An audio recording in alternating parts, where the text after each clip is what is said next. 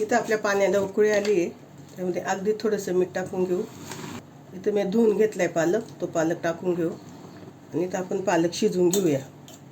पालकाच्या पानांचा हिरवा गडद कलर आला की आपल्याला बंद करून टाकायचं आहे. 2 मिनटं लागतात, जास्त वेळ नाही लागत. थोडीशी उलटी सुलटी अशी पानं करायची. गरम पाण्यात शिजवून घेतल्यामुळं काय होतं, एक पालकाला वास असतो, तो वास पण कमी होतो. याची आपण आता ग्रेव्ही करून घेणार आहे, त्या ग्रेव्हीला कलर छान हिरवा येतो.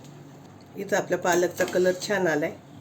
आपण गॅस बंद करू आणि लगेच पालक काढून थंड पाण्यात टाकायची. थंड म्हणजे फ्रीजचं नाही, आपलं साधं माठातलं पाणी असतं त्या पाण्यात टाकून घ्यायचं.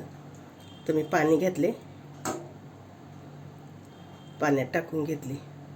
त्याच्यामुळं आपला कलर छान राहतो आणि शिजत नाही, जास्त प्रमाणाच्या बाहेर शिजलं जात नाही.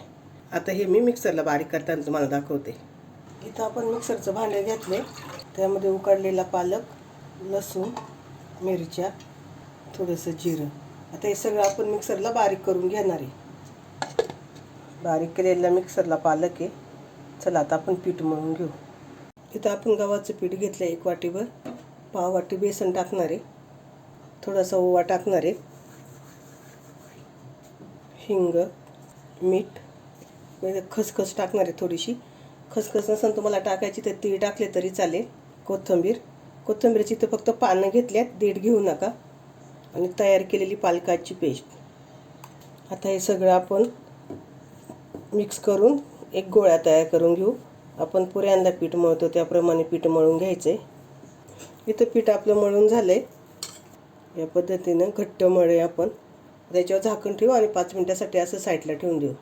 इथं एक पिठाचा गोळा घेतला आहे, त्यावर पीठ टाकूया आणि याची चपाती लाटून घेऊ आपण. आपली इथं चपाती लाटून तयार झाली. आता आपण पुऱ्या कापून घेऊ. तुम्ही चपातीनं लाटता एक एक गोळा लाटला तरी चालेल, पण असं पटकन होतं. आपल्या इथं पुऱ्या तयार झाल्या. आता मी अशा पुऱ्या करून घेते आणि नंतर तळताना तुम्हाला दाखवते. इथं आपल्या पुऱ्या तयार करून झाल्या, आपण तळून घेऊया.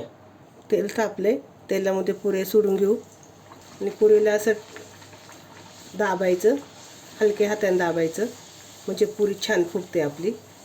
किती छान टम फुगली आपली पुरी. दोन्ही साईडने छान तळून घ्यायची. किती छान आपली पुरी फुगली आहे. आता मी अशा सगळ्या पुऱ्या तळून घेते.